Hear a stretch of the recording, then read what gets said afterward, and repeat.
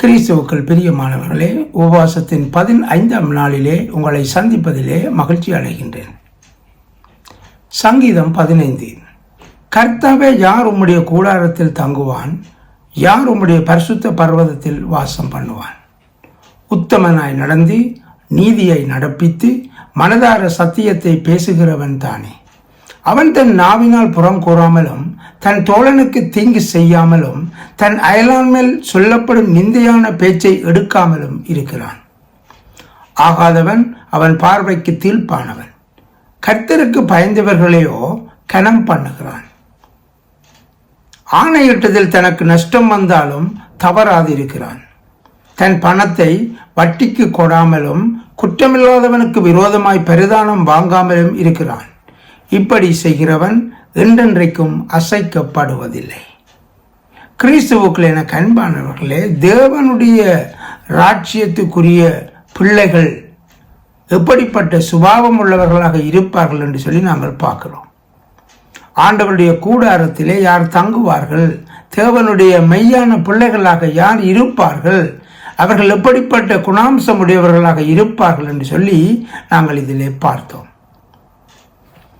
இந்த இடத்துல நாங்கள் கவனிக்கின்ற காரியம், உத்தமனாய் நடந்து நீதியை நடப்பித்து மனதார சத்தியத்தை பேசுகிறவன் தானே.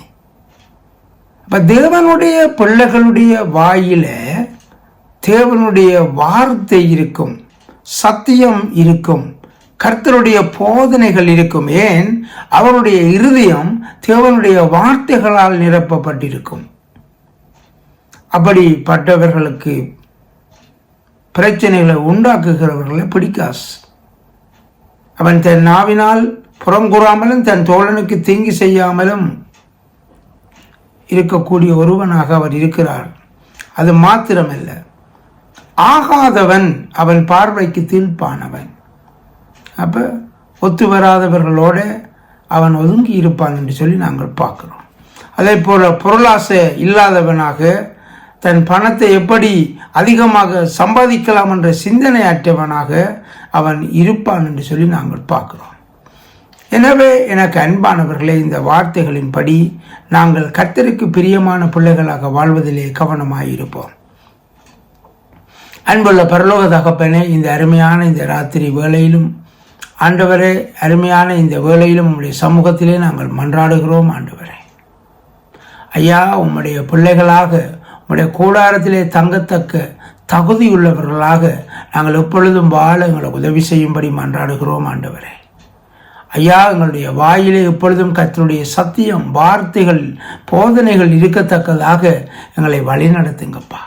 தீய மனிதர்களோட துன்மார்க்கரோட ஆண்டவரே நாங்கள் சிநேகிதமாய் இருக்காதபடி ஆண்டவரே நீர் எங்களை வேறு பிரித்தபடியால் நன்றி அப்பா.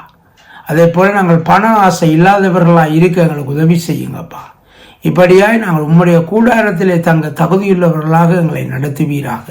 இயேசுவின் நாமத்தினால் ஜெபிக்கிறோம். ஜெபங்களும் ஜீவனுள்ள நல்ல பிதாவே, ஆமென்.